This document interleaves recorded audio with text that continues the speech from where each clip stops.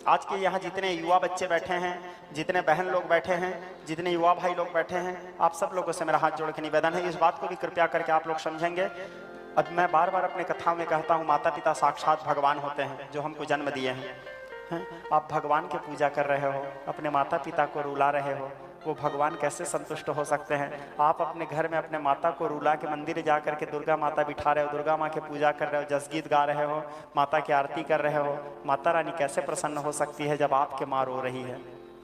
अपने माता का सेवा पहले करो, अपने पिता का सेवा पहले करो, अपने माता के प्रति जो कर्तव्य है उसका पालन करो, क्योंकि वो आपको जन्म दी है। आपको जन्म दी है कोई छोटा मोटा बात नहीं है श्रोता समाज।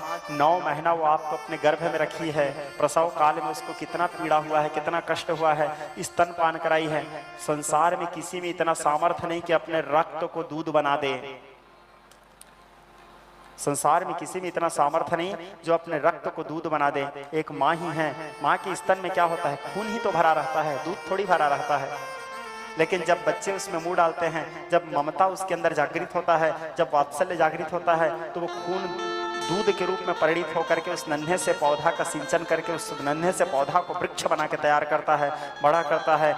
ये सामर्थ्य भगवान केवल माँ को ही दिए है जो खून को भी दूध बना दे। ये भगवान केवल माँ को ही दिए हैं जो खून को भी दूध के रूप में परिणित कर दे, केवल वात्सल्य में। तो ऐसे जो माँ हैं, ऐसे जो पिता हैं, और दूसरा, हमको हमारे माता पिता के सारे चीज बुरा जरूर लग सकते हैं आज हमको, लेकिन जिस दिन हम माता पिता बनेंगे ना, तो उस दिन हमको पता चलता है कि माता और पिता कितना कष्ट से हमारा पालन पोषण किए हैं, कितना कष्ट से हम आज हम जिस स्थिति में हैं, उस स्थिति में कभी उनसे पूछो जिनके माता पिता नहीं हैं। और उनसे क्या श्रोता समाज, कभी मुझसे पूछो, क्योंकि मेरे पास तो मेरे माता भी नहीं है और मेरे पिता भी नहीं है। जिस समय मेरे को माँ की जरूरत पड़ा, माँ छोड़ के चले गई। जिस समय पिता के प्रेम की आवश्यकता था, पिता चले गए संभालने के समय में। जिस समय गुरु की जरूरत पड़ा, गुरु जी भी छोड़ के चले गए। जिस समय आचार्य की जरूरत पड़ा, आचार्य जी भी छोड़ के चले गए। जिस समय वक्ता को गुरु की आवश्यकता रहता है, एक कर्मकांडी को आचार्य की आवश्यकता रहता है, एक साधक को आचार्य की आवश्यकता रहे नहीं। लड़खड़ाते कदम संभालते समय जिस समय पिता की आवश्यकता था, पिता नहीं। तो माता पिता जब चले जाते हैं तब उसका जो दुख होता है उसको आप बर्दाश्त नहीं कर पाओगे, और बाद में केवल पछताते रहोगे, रोते रहोगे कि अरे मैं पिताजी के लिए नहीं कर पाया, अरे मैं अपने माँ के लिए नहीं कर पाया, अपने गुरु के लिए नहीं कर पाया। तो बाद में पछताने से क्या फायदा? आज पछता लो। आज पछताओगे तो कुछ कर पाओगे। जितना हो सके अपने माता पिता को प्रसन्न रखने का प्रयास करो, क्योंकि राम जी स्वयं कहते हैं माता कौशल्या से कि माता सुनु जननी सोई सुत बड़ भागी, जो पितु मातु चरण अनुरागी। वही बेटा और वही बेटी धन्य हैं जो अपने माता पिता के चरणों से प्रेम करते हैं, ऐसा और कोई नहीं। स्वयं मेरे राम कहते हैं। हमारे कारण कभी हमारे माता पिता के आंख में आंसू नहीं आना चाहिए। हमारे कारण कभी हमारे माता पिता के आंख में आंसू नहीं आना चाहिए। जिस दिन हमारे कारण हमारे माता पिता के आंखों में आंसू आ गया हमारे किसी आचरण से, तो फिर हम इस धरती के लिए बोझ बन गए। ये धरती माता भी फिर सोचती है कहाँ ये बोझ मेरे ऊपर पड़ा है। जितना हो सके सुख दो उनके। मैं आज देखता हूँ कई लोग शादी होता है, 1 साल भी अपने माता पिता के साथ नहीं रह सकते। 1 साल, ज्यादा ज्यादा 2 साल। माता पिता अलग भोजन बना के करते हैं, बेटा बहू अलग भोजन कर रहे हैं। ये क्या दुर्भाग्य है।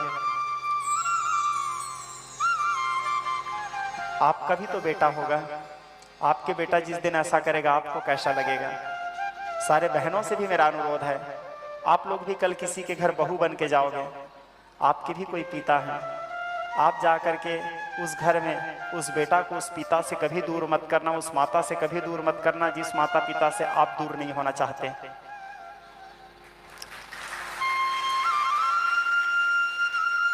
और एक बात बोलूं, जब हमारा शादी होता है तो आज तो लगभग शादी भी हमारा 25 साल 30 साल में होता है, तब तक के हमारे माँ बाप लगभग 50-55 साल के हो जाते हैं। शादी के बाद मुश्किल से 5 साल या 10 साल बस हमारे माँ बाप जिंदा रहेंगे, ज्यादा से ज्यादा। जो माँ बाप हमको 25 साल 30 साल पाल पोस के बड़े किए, क्या शादी के बाद हम 5 साल अपने उस बाप को नहीं पाल सकते जी? जो माँ बाप हमको 25 साल अपने पास रखे, पाल पोष के बड़े किए, हम शादी के बाद 5 साल अपने उस माँ बाप का सेवा नहीं कर पाए, 5 साल अपने उस माँ बाप को नहीं रख पाए, तो क्या दुर्भाग्य है हमारा।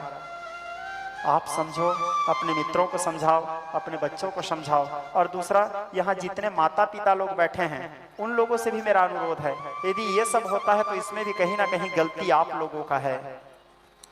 क्योंकि आप लोग कभी अपने बच्चों को नहीं बोले जाओ बेटा सत्संग में थोड़ा सा जाके बैठो, जाओ बेटा कहीं राम कथा हो रहा है थोड़ा सा बैठ जाओ, जाओ बेटा थोड़ा सा रामचरितमानस पढ़ो ना, अपने डेली रूटीन में मानस पाठ शामिल करो ना। आपके बेटा को तो कभी आप रामचरितमानस पढ़ने की प्रेरणा दिए नहीं, उसको केवल पैसा कमाया कैसे जाता है ये सिखाए।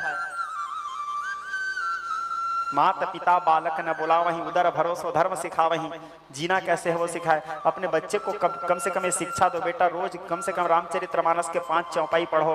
बच्चा पढ़ेगा तब तो जानेगा कि प्रातः काल उठी के रघुनाथा, माता पिता गुरु ना वही माथा। यहाँ बैठे हुए जितने लोग हो, किसी के बच्चा सुबह उठ के आपको प्रणाम करते हैं?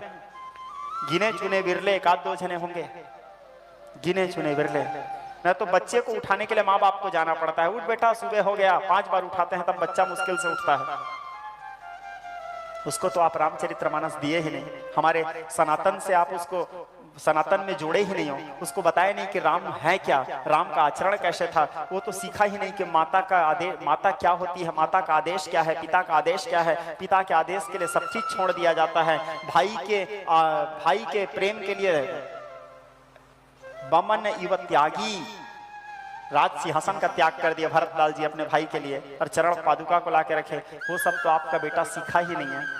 मैं अपने कथाओं में बोलता हूँ, छोटा सा बच्चा एक कच्चे बांस के भांति होता है, जैसे मुड़ोगे वैसे मुड़ेगा, सूख जाने के बाद वो नहीं मुड़ेगा, टूटेगा। तो बचपना से अपने बच्चे को संस्कार दो, उसको रामचरितमानस पढ़ाओ, उसको जहाँ कथा हो रहा है वहां लेके जाओ। आपके बेटा मोबाइल देख रहा है, खेल रहा है, कूद रहा है, 10 जगह घुमाने ले जा रहे हो, आप अपने बेटा को बोलोगे क्यों नहीं जाएगा? नहीं जाएगा, मारो 2 झापड़, चल राम कथा में बैठ, क्यों नहीं आएगा?